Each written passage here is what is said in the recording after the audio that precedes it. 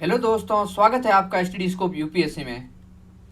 हम इस video series में 2020 का जीएस पेपर है उसको डिस्कस कर रहे हैं। अभी तक हमने कुल 68 क्वेश्चन को कर लिया है। कुछ प्रश्नों को आज हम इस वीडियो में डिस्कस करेंगे। तो चलिए शुरू करते हैं। आज का पहला प्रश्न है, निम्नलिखित कथनों पर विचार कीजिए। यह प्रश्न एमएसपी से संबंधित है। हालांकि प्रश्न तो बहुत ज़्यादा ईजी है, स्टेटमेंट को पढ़ते ही हमें समझ आ जाएगा कि इसका आंसर क्या है। तो पहले हम इसका आंसर देख लेते हैं, उसके बाद एमएसपी के बारे में हमें जितना जानना चाहिए उस पूरी जानकारी को हम यहाँ पर डिस्कस कर लेंगे। तो पहला पॉइंट क्या है, सभी अनाजों, दालों एवं तिलहनों का न्यूनतम समर्थन मूल्य यानी कि एमएसपी पर प्रापण या खरीद भारत के किसी भी राज्य केंद्र शासित प्रदेश में असीमित होता है। यहाँ पर बोला है किसी भी राज्य केंद्र शासित प्रदेश, और दूसरी बात असीमित। अब अगर सरकार एमएसपी पर खरीद असीमित कर लेगी तो किसान कहाँ बेचेंगे? सिर्फ और सिर्फ सरकार के पास जाकर बेचेंगे। सरकार के पास इतनी भंडारण सुविधा भी नहीं है, पहली बात तो। दूसरी बात, सरकार के लिए पॉसिबल भी नहीं है कि वो सारा का सारा जो किसान उत्पादन कर रहे हैं उसको खरीद पाए, क्योंकि उसके लिए जो कॉस्ट है वो बहुत ज़्यादा लगेगी। इस लॉजिक के साथ इस पहले पॉइंट को हम आसानी से कैंसिल आउट कर सकते हैं। दूसरा स्टेटमेंट क्या है, अनाज एवं दालों का एमएसपी किसी भी राज्य केंद्र शासित प्रदेश में उस स्तर पर निर्धारित किया गया है जिस स्तर पर बाजार मूल्य कभी नहीं पहुंच पाते। अब सरकार पागल थोड़ी है कि जो एमएसपी है वो बाजार मूल्य से भी ज़्यादा लगा देगी। अगर बाजार मूल्य से ज़्यादा लगाएगी तो सरकार को क्या हो जाएगा? घाटा हो जाएगा। इससे अच्छा तो सरकार क्या करेगी, सीधा बाजार से ही खरीद लेगी जो उसको चाहिए जितना अनाज। और अगर बाजार मूल्य से ज़्यादा खरीद करेगी तो सारे किसान कहाँ बेचेंगे? सरकार के पास ही अपना जो अनाज है वो बेचेंगे। और दूसरी बात, अगर बाजार से ज़्यादा कीमत होगी तो बाजार को भी क्या होगा? लॉस होगा। इससे मार्केट में क्या आ जाएगी? अस्थिरता आ जाएगी। तो यहाँ पर भी इस लॉजिक से इस दूसरे स्टेटमेंट को आसानी से काटा जा सकता है। तो आंसर आता है आपका डी। हालांकि ये प्रश्न बहुत ही ज़्यादा इजी था, लेकिन एमएसपी के बारे में हमें जितना जानना चाहिए उसको हम यहाँ पर डिस्कस कर लेते हैं। एमएसपी की फुल फॉर्म है मिनिमम सपोर्ट प्राइस। ये क्या होती है? Price guaranteed by government for farmer produce. इसमें क्या होता है, इसमें सरकार होती है जो किसानों के लिए क्या करती है? न्यूनतम मूल्य निर्धारित कर देती है फसलों के लिए। और यह किस समय किया जाता है? यह बुआई के समय किया जाता है, ताकि किसान कीमत के अकॉर्डिंग क्या कर सके? बुआई कर सके, ताकि किसानों को लाभ सुनिश्चित हो सके। तो पहली बात, अगर प्रश्न आ जाए कि एमएसपी कब निर्धारित की जाती है, बुआई के समय, बुआई के बाद, या फिर फसल कटाई के समय, तो ये की जाती है beginning of the sowing season, यानी कि बुआई के समय की शुरुआत के दौरान। अब एमएसपी के अंतर्गत कुल 23 फसलें आती हैं। इन 23 फसलों के नाम आपको रटे हुए होने चाहिए। 2023 के अंदर सीधा जनरल सा प्रश्न पूछा था कि इनमें से कौन सी फसलें वो एमएसपी के अंदर आती हैं। एकदम साधारण प्रश्न। अगर आपको एमएसपी की सारी जो फसलें उनके नाम रटे हुए होते तो आपके लिए वो बहुत ज़्यादा ईजी प्रश्न होगा। लेकिन अगर आपको वो याद नहीं है तो सबसे कठिन प्रश्न आपका वही होगा। इसलिए ऐसे जो फैक्ट होते हैं उनको तो आपको रट लेना ही है, उनको मिस आउट बिल्कुल भी नहीं करना है। जैसे नेशनल पार्क हो गए, यहाँ पर जो एमएसपी की जैसे यहाँ पर फसलों की जानकारी हो गई, या फिर जो फंडामेंटल राइट जैसे जो फैक्ट हो गए, वो तो आपको घोटे ही होने चाहिए। अब एमएसपी के लिए क्या है, जो रिकमेंडेशन आती है वो कहाँ से आती है? वो सीएसीपी यानी कि commission for agriculture cost and price. ये क्या करता है? रिकमेंडेशन करता है एमएसपी के लिए कि भाई जो गेहूं है उसके लिए 33 होना चाहिए, या 32 होना चाहिए, या 3000 होना चाहिए, ये कीमत होनी चाहिए। ये देता है सुझाव। किसको देता है ये? CCEA, cabinet committee for economic affair, इसको देती है सुझाव। ये जो सीसीईए है ये निर्धारित करती है प्राइस को अंत में। और इसके जो सीसीईए के हेड होते हैं वो होते हैं प्रधानमंत्री। तो ये कमेटी है वो फैसला लेती है एमएसपी के बारे में। तो अगर प्रश्न आ जाए कि जो एमएसपी है उसके लिए सुझाव कौन देता है, तो वो देता है सीएससीपी। और एमएसपी को निर्धारित कौन करता है? वो है सीसीईए यानी कि cabinet committee on economic affair. अब सबसे पहले हम जान लेते हैं कि एमएसपी में कौन कौन सी फसलें आती हैं। तो एमएसपी में कुल कितनी फसलें थी? 23, जिसमें से है 7 अनाज की फसलें। कौन कौन सा? धान, गेहूँ, मक्का, बाजरा, ज्वार, रागी और जो मेन अनाज है वो 7 अनाज इसमें काउंट होते हैं। 5 दालें आ जाती है। कौन कौन सी? चना, अरहर, उड़द, मूंग और मसूर। 7 तिलहन फसलें, रेपसीड सरसों, मूंगफली, सोयाबीन, सूरजमुखी, तिल, कुसुम और नाइजर सीड। और 4 वाणिज्यिक फसलें आती हैं, कपास, गन्ना, खोपरा और कच्चा जूट। ये सब आते हैं एमएसपी के तहत। और यहाँ पर अभी आया था कृषि लागत मूल्य आयोग, सीएसीपी। इसकी स्थापना हुई थी 1965 में, और यह कृषि मंत्रालय के अंतर्गत एक वैधानिक आयोग है। एमएसपी की सिफारिश का ये कार्य करता है और यह सलाहकार निकाय है, यानी कि इसका सुझाव बाध्यकारी नहीं है। दूसरा यहाँ पर आया था आर्थिक मामलों की मंत्रिमंडलीय समिति या सीसीईए। इसकी अध्यक्षता करते हैं प्रधानमंत्री और इसके सदस्य होते हैं चयनित केंद्रीय मंत्री। और जो एमएसपी है इसके लिए नोडल एजेंसी कौन है? वो है एफसीआई, भारतीय खाद्य निगम। भारतीय खाद्य निगम की स्थापना हुई थी खाद्य निगम अधिनियम 1964 के तहत 1965 में। यह भी क्या है? एक वैधानिक निकाय है। एफसीआई का काम क्या है? खाद्यान्न एवं अन्य खाद्य पदार्थों की खरीद, भंडारण, परिवहन, वितरण और बिक्री का इसका मेन काम है। अब एमएसपी है, जो फसल की कीमत होती है वो काउंट कैसे होती है उसको हम देख लेते हैं। हालांकि वर्तमान में जो एमएसपी काउंट होती है उसका फॉर्मूला है A2 + FL × 1.5, यानी कि A2 + FL का 1.5 गुना एमएसपी निर्धारित की जाती है। अब A2 और FL है क्या उसको हम देख लेते हैं। इसमें आता है covers actual cost for seeds, labour, irrigation, fertiliser and fuel, इन सब को मिला के A2 काउंट होता है। और FL क्या आता है, FL में आता है फैमिली लेबर, जो किसान की फैमिली लेबर होती है उसको भी इसमें साथ में काउंट किया जाता है, वो होता है FL।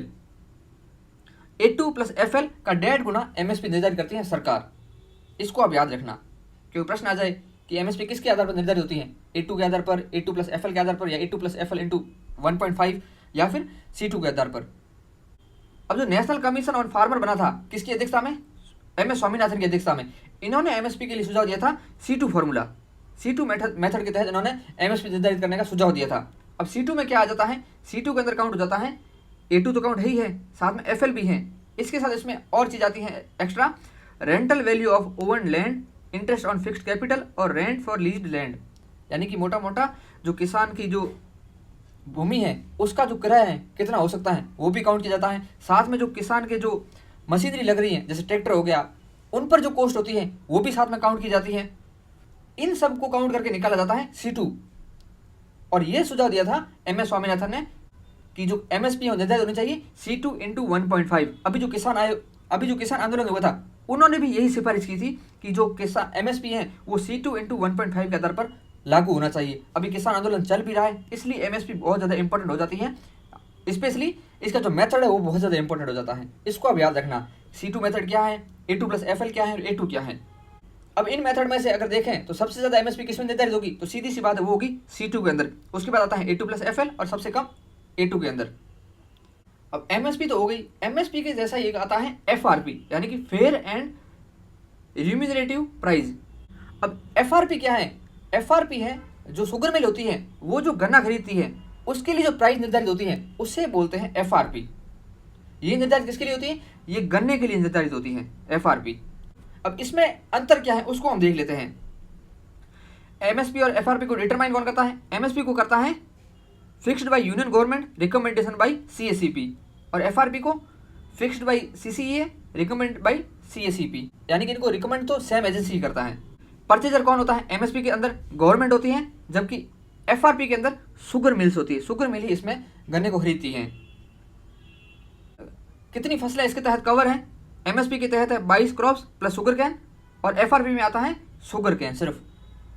अब पेमेंट गारंटी की क्या व्यवस्था है इन दोनों के अंदर, एमएसपी और FRP में, एमएसपी की कोई लीगल गारंटी नहीं है, सरकार खरीदे ना खरीदे सरकार की मर्जी है, जबकि FRP में लीगल बाइंडिंग है, किसके ऊपर, जो शुगर मिल्स होती है उनके ऊपर, legal obligation backed by sugar cane control order 1966 के तहत।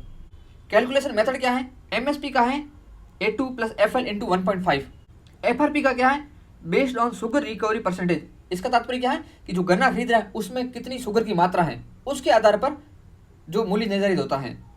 और एमएसपी और FRP में कोई पेनल्टीज वगैरह है या नहीं है, एमएसपी के अंदर कोई स्पेसिफिक पेनल्टीज नहीं है, लेकिन FRP में पेनल्टी है। अगर शुगर मिल 14 दिन के अंदर भुगतान नहीं करता है तो जो शुगर मिल है उसको बंद किया जा सकता है सरकार के द्वारा, ये उसके ऊपर पेनल्टी लगाई जा सकती है। ये अंतर हो गया एमएसपी और FRP को लेकर।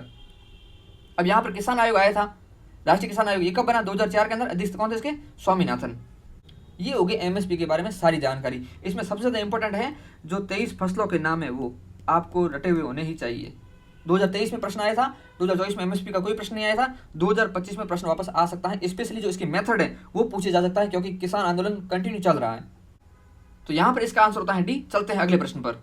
अगला प्रश्न है, भारतीय अर्थव्यवस्था के संदर्भ में निम्नलिखित कथनों पर विचार कीजिए। यहाँ पर पूछा गया है CP, CD, कॉल मनी और जीरो कूपन बॉन्ड के बारे में। यहाँ पर हम जो इसका बेसिक है उसको जान लेंगे अच्छे से। सबसे पहले प्रश्न को देख लेते हैं। पहला पॉइंट है, कमर्शियल पेपर अल्पकालीन प्रतिभूति रहित वचन पत्र है। दूसरा है, सर्टिफिकेट ऑफ डिपॉजिट भारतीय रिजर्व बैंक द्वारा जारी किसी निगम को निर्गत किया जाने वाला दीर्घकालीन प्रपत्र है। तीसरा है, कॉल मनी अंतरबैंक लेन देनों के लिए प्रयुक्त अल्प अवधि का वित्त है। और चौथा है, जीरो कूपन बॉन्ड अनुसूचित व्यापारिक बैंकों द्वारा निगमों को निर्गत किए जाने वाला ब्याज सहित अल्पकालीन बॉन्ड है। जो जीरो कूपन बॉन्ड होता है इसके अंदर ब्याज नहीं होता है, तो चौथा पॉइंट हो जाता है गलत। चौथा स्टेटमेंट गलत तो ही 2 पॉइंट तो आपके कैंसिल हो गए, यानी कि पहला स्टेटमेंट तो सही है ही है। अब दूसरा और तीसरे में से देखना है।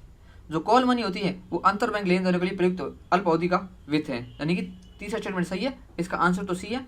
लेकिन ये इकोनॉमी का फैक्चुअल प्रश्न है, आपको इसमें पता होना ही चाहिए कि कमर्शियल पेपर क्या है, सर्टिफिकेट ऑफ डिपॉजिट क्या है और कॉल मनी क्या है, जीरो कूपन बॉन्ड क्या है, इनकी डेफिनेशन आपको याद होनी चाहिए। जो ऐसे इकोनॉमी के अंदर टर्म्स होते हैं वो बहुत ज़्यादा इंपॉर्टेंट होते हैं, इनको याद रखना होता है, साथ साथ इनका जो कॉन्सेप्ट है उसको भी याद रखना चाहिए। तो अभी हम यहाँ पर इनके बारे में जान लेते हैं कि है क्या।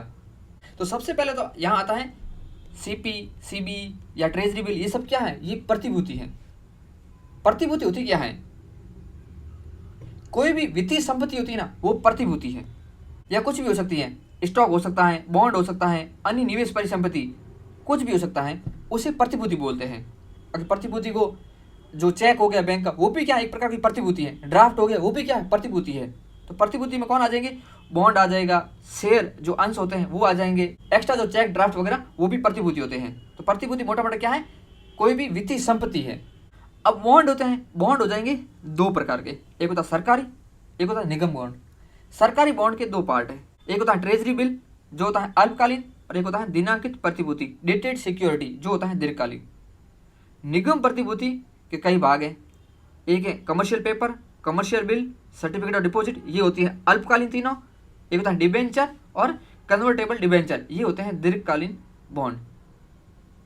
यहाँ पर प्रश्न में कमर्शियल पेपर और सर्टिफिकेट ऑफ डिपॉजिट के बारे में पूछा गया था, तो ये अब समझ गए ये क्या है? ये है बॉन्ड। कौन से बॉन्ड है? निगम बॉन्ड। और कैसे है? अल्पकालिक निगम बॉन्ड है।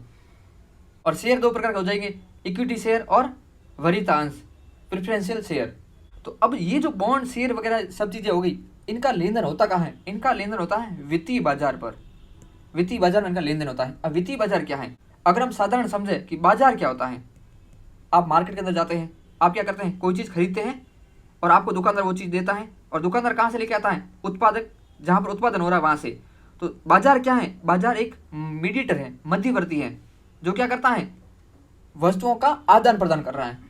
तो जो वित्तीय बाजार क्या होगा? वो होगा वित्तीय वस्तुओं का क्या करेगा? आदान प्रदान करेगा, मीडिएटर के रूप में काम करेगा। तो वित्तीय बाजार क्या होगा? एक मीडिएटर है, किसके बीच? क्रेता और विक्रेता के बीच। और इसमें वस्तु क्या होगी? वस्तु होगी कोई वित्तीय संपत्ति।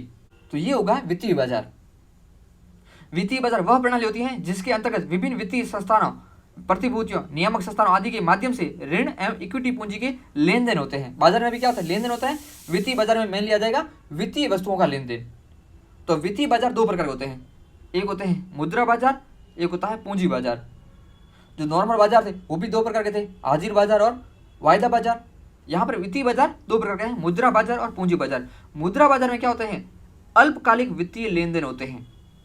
मुद्रा बाजार का प्रश्न सीधा 2024 पेपर में आया था, देख लीजिए। अगर आपके कॉन्सेप्ट अच्छे हैं, आपको एक एक चीज़ अच्छे से पता है, तो आपके एग्जाम हॉल में क्वेश्चन सॉल्व करने की जो एफिशिएंसी है वो बढ़ जाती है।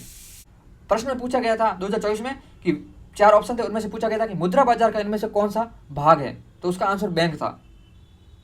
तो 2 प्रकार में से दूसरा प्रकार है पूंजी बाजार। पूंजी बाजार में होते हैं दीर्घकालिक वित्तीय लेन देन और मध्यकालीन वित्तीय लेन देन, वित्तीय बाजार के भाग। अब जो अभी वर्ड आए थे CP, CB, CD, treasury bill, ये क्या थे? अल्पकालिक वित्तीय लिखत थे। तो इनका लेन देन कहाँ होगा? इनका लेन देन होगा मुद्रा बाजार के अंदर। अगर प्रश्न आ जाए कि कमर्शियल पेपर है, उसका लेन देन कौन से बाजार में होगा? उसका लेन देन होगा मुद्रा बाजार के अंदर, पूंजी बाजार में नहीं होगा। और जो दीर्घकालिक प्रतिभूति होती है उनका लेन देन होगा पूंजी बाजार में। ये तो होगी वित्तीय बाजार से संबंधित जानकारी। अब हम चलते हैं प्रश्न में पूछा गया था उन पॉइंट पर। पहली बात पूछी गई थी सीपी के बारे में, कमर्शियल पेपर के बारे में। वाणिज्यिक पत्र अल्पकालिक प्रतिभूति रहित वचन पत्र है। कमर्शियल पेपर क्या है? वाणिज्यिक पत्र एक मुद्रा बाजार का साधन है। क्यों है? क्योंकि अल्पकालिक प्रतिभूति है जिसका उपयोग उच्च रेटिंग वाली कंपनियां अल्पावधि के लिए ऋण जुटाने के लिए करती हैं। इसमें क्या होता है कि कोई कंपनी है, कंपनी ए है, ये क्या करती है? बैंक के पास जाती हैं, बैंक को बोलती हैं मुझे चाहिए पैसे, तो बैंक इसको दे देता है पैसे, और ये कमर्शियल पेपर बैंक के पास आ जाता है। बैंक इस कमर्शियल पेपर को लेकर जाता है आरबीआई के पास, और आरबीआई से पैसे प्राप्त करता है। और इसको जो कंपनी को पैसे मिलते हैं ये कटौती के आधार पर मिलते हैं। जो पहले से लाभ होता है, प्रॉफिट होता है, उसको बैंक काट लेता है।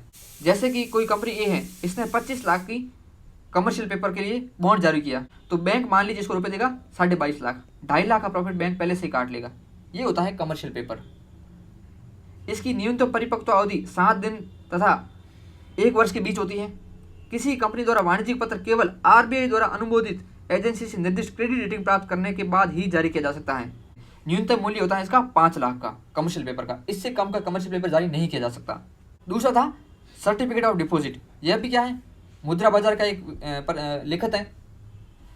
यह प्रतिभूति एक बैंक द्वारा मुद्रा के जमाकर्ता को जारी किया जाता है। अब कमर्शियल बिल में तो क्या था कि कोई कंपनी है वो जाती थी बैंक के पास और उससे क्या लेती थी, पैसे लेती थी। लेकिन सर्टिफिकेट ऑफ डिपॉजिट में क्या है, इसमें कोई व्यक्ति है वो क्या करता है, बैंक को पैसे देता है और बैंक इसको देता है जमा प्रमाण पत्र। यह प्रतिभूति एक बैंक द्वारा मुद्रा के जमाकर्ता को जारी किया जाता है। यह किसी बैंक में निर्दिष्ट समयावधि के लिए जमा की गई धनराशि के बदले में जारी किया जाता है। कौन जारी कर सकता है किसको, सर्टिफिकेट डिपॉजिट को, यानी कि रीजनल रूरल बैंक और लोकल एरिया बैंक को छोड़कर सभी अनुसूचित वाणिज्यिक बैंक है वो सीडी को जारी कर सकते हैं। और साथ ही में आरबीआई द्वारा अनुबद्ध एआईएफआई जो अखिल भारतीय वित्तीय संस्थान है वो भी क्या कर सकते हैं, सर्टिफिकेट ऑफ डिपॉजिट जारी कर सकते हैं। न्यूनतम राशि इसमें 1 लाख होती है। अवधि इसकी 7 से 364 दिन के बीच में होती है। यह अंकित मूल्य पर छूट पर जारी किया जाता है। तीसरा यहाँ पर एक कमर्शियल बिल भी आता है जिसको भी हम देख लेते हैं, वाणिज्यिक प्रपत्र। ये क्या होता है, ये थोड़ा सा कंफ्यूजिंग है, इसको थोड़ा समझ लेना। ये जारी कौन करता है, जैसे कि कोई फर्म ए है, ये कोई छोटी फर्म है, क्या करता है ये, जैसे कि अमेजॉन जैसी कोई बड़ी फर्म है, उसके लिए क्या करती है, उसके लिए ये पैकेट बनाने का काम करते हैं। जो पैकेजिंग होते हैं उसके लिए जो कार्टून वगैरह होते हैं वो बनाने का काम करती है फर्म ए। और फर्म बी है कोई बड़ी कंपनी जैसे अमेजॉन हो गई। तो फर्म बी को कच्चा माल प्रोवाइड कराती है। तो यहाँ पर कच्चा माल से क्या बनेगा, तैयार माल बनेगा, वो बाजार में जाएगा। उसके बाद इसके पास पैसे आएंगे, किसके पास, फर्म बी के पास। अब फर्म ए छोटी कंपनी है, इसको हाथों हाथ पैसे चाहिए, लेकिन फर्म बी बोलेगी जब मेरा माल बिकेगा तब मैं पैसे दे पाऊंगा, अभी कहाँ से दूँ। तो ये कह रहा है कि मैं 2 महीने बाद तेरे को पैसे दे दूंगा। फर्म ए बोल रही है कि मुझे हाथों हाथ पैसे चाहिए। तब यहाँ पर फर्म ए और फर्म दोनों एक जगह आते हैं और बैठते हैं कि चलो इसका कोई सॉल्यूशन निकालते हैं। यहाँ पर एक ये बिल ऑफ एक्सचेंज साइन करते हैं, जहाँ पर फर्म ए भी साइन करता है, फर्म बी भी साइन करता है कि हाँ इसने मेरे को कच्चा माल दिया है और मुझे इसको कुछ पैसे देने हैं। इस बिल ऑफ एक्सचेंज को जो फर्म ए है वो कहाँ लेके जाएगी, बैंक के पास। तब उसको बोलेंगे कमर्शियल बिल। और इस कमर्शियल बिल के आधार पर जो बैंक है वो फर्म ए को पैसे दे देगा। जो पैसे फर्म बी को चुकाने थे वो कौन देगा, इसको बैंक देगा। और अब बैंक ने तो पैसे दे दिए किसको, फर्म ए को। अब बैंक को भी पैसे देने पड़ेंगे, तो बैंक को 2 महीने बाद जो फर्म बी है वो पैसे चुका देगी ब्याज सहित। तो यहाँ पर फर्म ए को पैसे मिल गए, फर्म बी को 2 महीने के बाद चुकाने थे तो वो बैंक को चुका देगी। तो सारा जो प्रॉब्लम थी वो सॉल्व हो गई। इसे बोलते हैं कमर्शियल बिल। अब आप इसको अच्छे से समझ गए होंगे। यहाँ पर लिखा गया है, इसको भी आप साइड को रोक के पढ़ सकते हैं कि commercial bill is a negotiable instrument drawn by the seller और buyer of goods and service for the value of goods and service delivered. और इसको इश्यू कौन कर सकता है, इसको एआईएफआई कर सकते हैं, म्यूचुअल फंड कर सकते हैं, बैंक और टॉप रेटेड जो कंपनी होती है वो कमर्शियल बिल को जारी कर सकते हैं। दूसरा यहाँ पर एक वर्ड आया था कॉल मनी। कॉल मनी से तात्पर्य बहुत ही कम अवधि के लिए अंतर बैंक उधार और ऋण देने से है। जैसे कि कोई बैंक है एसबीआई, उसके पास क्या पड़ गए, पैसे कम पड़ गए, और पंजाब नेशनल बैंक है उसके पास पैसे एक्स्ट्रा पड़े हैं। तो एसबीआई क्या करेगा, ओवरनाइट पैसे लेगा किससे, पीएनबी से। और पीएनबी से पैसे लेगा तो पीएनबी कोई ना कोई ब्याज रेट चार्ज करेगा, उसे बोलते हैं कॉल मनी रेट। बहुत ही कम अवधि के लिए अंतर बैंक उधार और ऋण देने से है कॉल मनी का संबंध, और उसके लिए जो रेट चार्ज होती है उसे बोलते हैं call money rate. Call money या कॉल पर मनी बैंकों और वित्तीय संस्थानों को उनकी अल्पकालिक तरलता आवश्यकता का प्रबंधन करने में सक्षम बनाती है। इन बाजारों में जिस दर पर धन उधार दिया जाता है उसे कॉल मनी दर कहा जाता है, कॉल मनी रेट कहा जाता है। कॉल मनी रेट मांग और आपूर्ति के आधार पर प्रति घंटे बदलती रहती है। और कॉल मनी मार्केट है उसके 2 खंड है, एक है ओवरनाइट ऋण यानी कि 1 दिन के लिए, और दूसरा है अल्प सूचना बाजार जिसमें उधार लिया जाता है 14 दिन तक के लिए। तीसरा यहाँ पर एक वर्ड था zero coupon bond. Zero coupon bond क्या होता है, जीरो कूपन बॉन्ड में क्या होगा, इसमें होता है कि पहले से क्या होता है कटौती पर जारी किए जाते हैं। जैसे फॉर एग्जांपल समझिए कि 100 रुपये का कोई बॉन्ड है, अब इसको बॉन्ड को खरीदेगा कोई तो वह 95 रुपये में खरीदेगा, यानी कि उस पर 5 रुपये का प्रॉफिट पहले से निश्चित होगा। कटौती पर जारी करने का मतलब ये हो गया।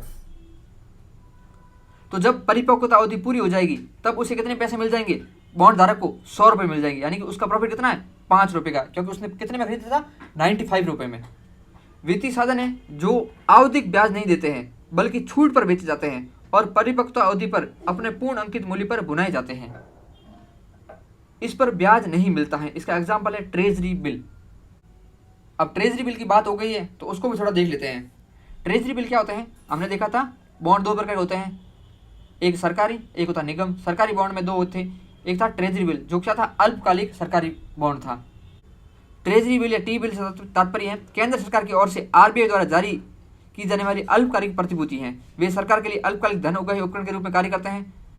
ट्रेजरी बिल दो प्रकार के सरकारी प्रतिभूति में से एक है, एक होती है दिनांकित प्रतिभूति और एक होती है ट्रेजरी बिल। ट्रेजरी बिल मूल मूल्य पर छूट पर जारी किए जाते हैं और खरीदार को परिपक्वता पर मूल मूल्य प्राप्त होता है। अभी हमने डिस्कस किया था जीरो कूपन बॉन्ड, वही इसका मतलब है, अर्थात ये जीरो कूपन बॉन्ड होते हैं। सरकार द्वारा समर्थित होने के कारण इन बिलों को जोखिम मुक्त माना जाता है तथा ये अल्पकालिक तरल होते हैं। ये बिल केवल केंद्र सरकार द्वारा जारी किए जाते हैं, राज्य सरकार ट्रेजरी बिल जारी नहीं कर सकता है। बहुत ज़्यादा इंपॉर्टेंट पॉइंट है। ट्रेजरी बिल का न्यूनतम मान होता है 25,000 रुपये। 25,000 के गुणक के आधार पर ट्रेजरी बिल जारी किए जाते हैं। वर्तमान में आरबीआई 3 प्रकार के टी बिलों को नीलामी करता है। कौन से? एक तो होता है 91 डेज का, दूसरा 182 डेज का, तीसरा होता है 364 डेज का। जो 91 से कम अवधि के ट्रेजरी बिल होते हैं उनको बोलते हैं नकद प्रबंधन बिल। तो यहाँ पर इसका आंसर था सी। तो यहाँ पर जो दूसरा पॉइंट था सर्टिफिकेट ऑफ डिपॉजिट, भारतीय रिजर्व बैंक द्वारा किसी निगम को निर्गत किया जाने वाला दीर्घकालिक प्रपत्र है। यह बैंक द्वारा किसी व्यक्ति को निर्गत किया जाने वाला अल्पकालीन प्रपत्र है।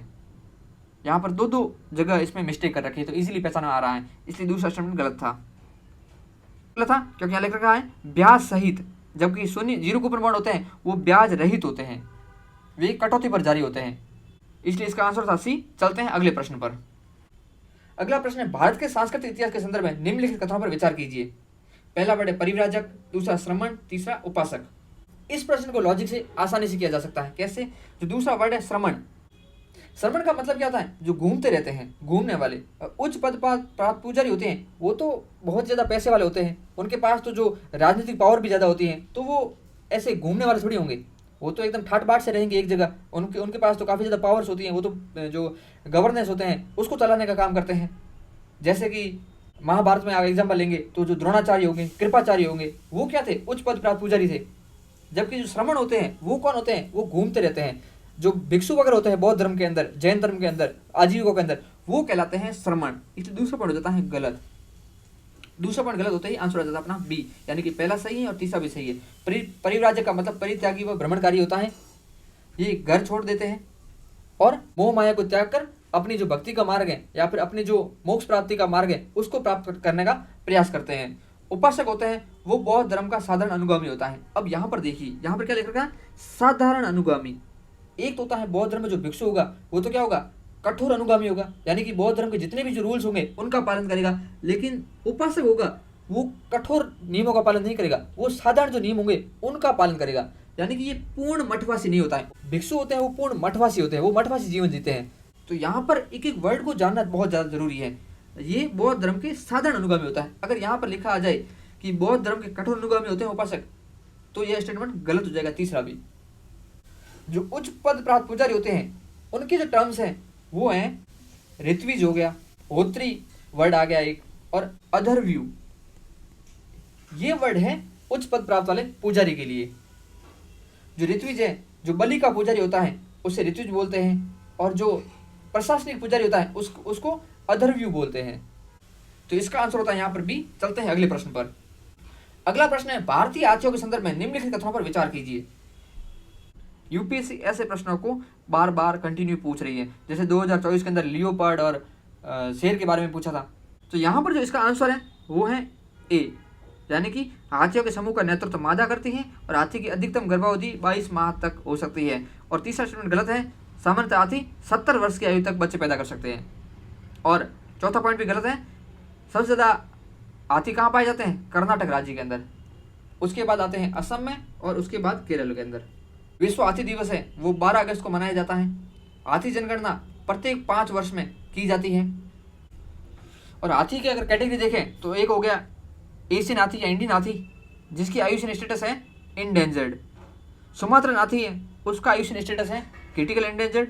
अफ्रीका के अंदर दो प्रकार के हाथी पाए जाते हैं, एक अफ्रीकन सवाना हाथी और एक अफ्रीकन वनी हाथी। अफ्रीकन जो सवाना हाथी है उसका आयुष्य स्टेटस है इंडेंजर्ड और अफ्रीकन वन हाथी का आयुष्य स्टेटस है क्रिटिकली इंडेंजर्ड। सबसे ज़्यादा हाथी हैं कर्नाटका के अंदर, उसके बाद असम में, फिर केरला, तमिलनाडु और उड़ीसा के अंदर। गज सूचना ऐप हो गया, गज यात्रा होगी, हाथी मेरा साथी कैंपेन हो गया, माइक प्रोग्राम हो गया जिसके बारे में यूपीएससी पूछ चुकी है, प्रोजेक्ट एलिफेंट 1992 में शुरू किया गया था। ये हाथी से संबंधित कंजर्वेशन एफर्ट हो गए। 5 साल में इसकी जनगणना की जाती है, किसके द्वारा? भारतीय वन्य जीव संस्थान द्वारा, WII द्वारा। तो यहाँ पर इसका आंसर था ए। चलते हैं अगले प्रश्न पर।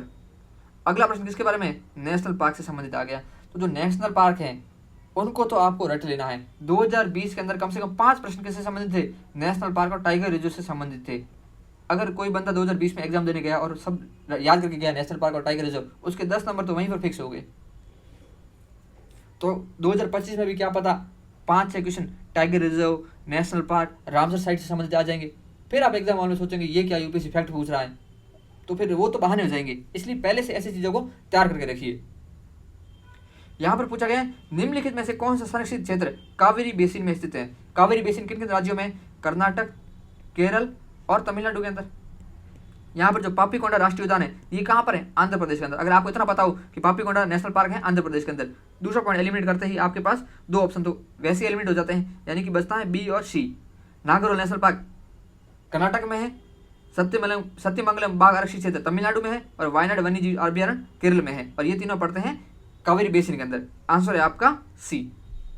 चलते हैं अगले प्रश्न पर। अगला प्रश्न थोड़ा फैक्चुअल प्रश्न है। ऐसा प्रश्न यूपीएससी हर साल एक पूछती है। जैसे 2024 के अंदर सिकाडा वाला प्रश्न था जिसमें पूछा था कि ये किसकी प्रजाति है। यहाँ पर पूछा गया है कि भारत की जैव विविधता के संदर्भ में Ceylon frogmouth, coppersmith barbet, grey chinned minivet और व्हाइट थ्रोटेड रेड स्टार्ट क्या है? इसका आंसर है पक्षी। अब ऐसे प्रश्नों में जिसने डिस्कवरी देख रखी है अपने बचपन में उसको बहुत ज़्यादा फायदा होगा। डिस्कवरी में हम ऐसे नाम सुनते रहते हैं तो उसके लिए तो बहुत ज़्यादा ईजी हो जाएगा। जैसे 2024 में पूछा गया था सिकाडा वाला प्रश्न, तो सिकाडा का नाम मैंने सुन रखा था, तो इससे जो एक लॉजिक लगाने में भी हेल्प मिल जाती है। यहाँ पर जितनी भी जो बर्ड स्पीसीज के बारे में नाम आ रखे हैं वो सारी की सारी क्या है? लीस्ट कंसर्न्ड है, तो इसमें कुछ जानने वाली बात है नहीं। इसका आंसर ए है। चलते हैं अगले प्रश्न पर। अगला प्रश्न भारतीय अनुपमृग या बारहसिंगा के ऊपर पूछा गया है। 2013 के अंदर बारहसिंगा के बारे में प्रश्न आया था। 3 प्रजातियों के नाम पूछे गए थे, एक था घड़ियाल के बारे में, एक था लेदरबैक टर्टल और एक था बारहसिंगा। उसमें से पूछा गया था निम्न में से कौन सी क्रिटिकल इंडेंजर्ड स्पीसीज है। ये प्रश्न था, मेरे को शायद याद है। तो 2013 में देखो प्रश्न था और 2020 में वापस रिपीट हो गया। इसलिए यूपीएससी में जितनी भी स्पीसीज के बारे में पूछ रखा है वो बहुत ही ज़्यादा इंपॉर्टेंट है। उनको तो आप मिस बिल्कुल भी मत कीजिए। उनका तो आयुष्य स्टेटस, कहाँ पर पाई जाती है, किस राज्य में ज़्यादा जनसंख्या है, किस में कम जनसंख्या है, कौन सा नेशनल पार्क उसके लिए है, कौन सा वाइल्ड लाइफ सेंचुरी उसके लिए है, ये चीज़ें तो आपको याद करके ही रखनी है जो PYQ में पूछ रखे हैं, और उसको ही हम यहाँ पर डिस्कस करने का ट्राई कर रहे हैं। यही हमारा प्रयास है कि जो यूपीएससी के प्रश्न रिपीट हो रहे हैं वो हमारे गलत ना हो। आप विश्वास करके चलिए कि जो हम डिस्कस कर रहे हैं उसमें से कम 40 से 45 क्वेश्चन आएंगे गारंटी के साथ। तो भारतीय अनुपमृग है उसके लिए नेशनल पार्क है फेमस, वो है कान्हा नेशनल पार्क। हमने वहाँ पर भी डिस्कस किया था। जो भारतीय अनुपमृग है उसमें जो फीमेल होती हैं उसके सर पर सींग नहीं होते, जबकि मेल के ऊपर सींग होते हैं। आप बारहसिंगा से नहीं, सींग से ये मत अंदाजा लगा देना कि जो फीमेल होते हैं उसके ऊपर भी सींग होंगे। यूपीएससी ऐसे प्रश्न पूछ भी रही है। जैसे शेर के बारे में पूछा था, अभी हाथी के बारे में प्रश्न आ गया, क्या पता बारहसिंगा के बारे में पूछ ले ऐसा कि जो फीमेल और मेल दोनों पर सींग होते हैं, फीमेल पर सींग नहीं होते हैं। बारहसिंगा का आयुष्य स्टेटस है वनरेबल। और जो बारहसिंगा है वो 3 जगह मेनली मिलता है। एक तो कान्हा नेशनल पार्क के अंदर, एक मिलता है काजीरंगा नेशनल पार्क में, और एक है दुधवा नेशनल पार्क। कहाँ पर है? यूपी के अंदर। इन तीनों जगह अनुपमृग पाया जाता है। यहाँ पर इसका आंसर होता है ए। मानस राष्ट्रीय उद्यान कहाँ पर है? असम में। और मानस राष्ट्रीय उद्यान किसके लिए फेमस है? ये फेमस है पिग्मी हॉग के लिए, जो है क्रिटिकली इंडेंजर्ड सुअर की प्रजाति। मुदुबलई वन्यजीव अभ्यारण्य है तमिलनाडु के अंदर। ताल छापर वन्यजीव अभ्यारण्य है राजस्थान के चूरू डिस्ट्रिक्ट के अंदर, और ये फेमस है काले हिरण के लिए। चलते हैं अगले प्रश्न पर। अगला प्रश्न पूछा गया है इस्पात स्लेग निम्नलिखित में से किसके लिए सामग्री हो सकता है? इस्पात स्लेग होता है जो स्टील उत्पादन होता है उसका उपउत्पाद है एक। इसका प्रयोग इनमें से कहाँ पर किया जा सकता है? पहला है आधार सड़क के निर्माण के लिए, दूसरा कृषि मृदा के सुधार के लिए, तीसरा सीमेंट उत्पादन के लिए। यहाँ पर इसका आंसर है डी। हम ऐसे प्रश्न पहले भी डिस्कस कर चुके हैं कि इस प्रकार की जो अपॉर्चुनिटी वाले क्वेश्चन आए तो वहाँ पर हमें अलग जगह भी जाना है।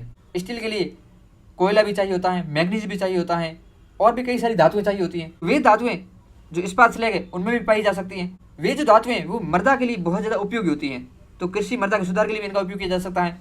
अब इस्पात से लेके आधार सड़क के निर्माण में इजीली कर ही सकते हैं, सड़क के भराव में काम आ सकता है, इसमें तो सोचना भी नहीं है। सीमेंट उत्पादन में भी इसका उपयोग किया जा सकता है। और जो इस्पात से लेके इसमें मेनली कैल्शियम, मैग्नीशियम और सिलिकॉन पाया जाता है, जो कि मृदा की अम्लता को ठीक करते हैं। तो इसका आंसर डी। चलते हैं अगले प्रश्न पर। अगला प्रश्न फिर से देखिए, नेशनल पार्क और अभ्यारण्य से संबंधित है।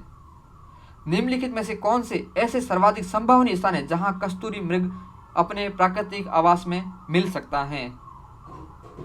कस्तूरी मृग यानी कि मस्क डियर पाया जाता है हिमालय क्षेत्र के अंदर। अब यहाँ पर जो जो अभ्यारण्य नेशनल पार्क हिमालय क्षेत्र में पाए जाते हैं, पहली बात उनका सोचिए। जो हिमालय क्षेत्र के अंदर नहीं पाए जाते हैं उनको आप एलिमिनेट कर सकते हैं। जैसे कि जो किशनपुर वन्यजीव अभ्यारण्य है वो है दुधवा नेशनल पार्क का पार्ट। दुधवा नेशनल पार्क कहाँ है? यूपी के अंदर। तीसरा पॉइंट एलिमिनेट हो जाता है। तीसरा एलिमिनेट होते हैं आपके पास बचते हैं डी और ए, यानी कि पहला एस्कोट वन्यजीव अभ्यारण्य तो है ही है, जो कहाँ पर है? अपने उत्तराखंड में है। गंगोत्री नेशनल पार्क कहाँ है? ये भी उत्तराखंड के अंदर है, तो यहाँ पर आंसर होता है इसका ए। और गंगोत्री राष्ट्रीय उद्यान है वो तीसरा सबसे बड़ा भारत का नेशनल पार्क है। सबसे बड़ा है एमिस, दूसरे बचा था अपना मरु नेशनल पार्क, और तीसरा है गंगोत्री नेशनल पार्क। इसका आंसर होता है ए। आज के हमारे डिस्कशन में इतना ही। इसके बचे हुए प्रश्नों को हम आगे की वीडियो में डिस्कस करेंगे। आप कमेंट करके जरूर बताना कि आपकी पढ़ाई कैसी चल रही है और कहाँ पर दिक्कत आ रही है, आपका रिवीजन प्रॉपर हो रहा है नहीं हो रहा। तो यहीं पर आज की इस वीडियो को समाप्त करते हैं। वीडियो को पूरा देखने के लिए धन्यवाद। मिलते हैं कल। जय हिंद, जय भारत।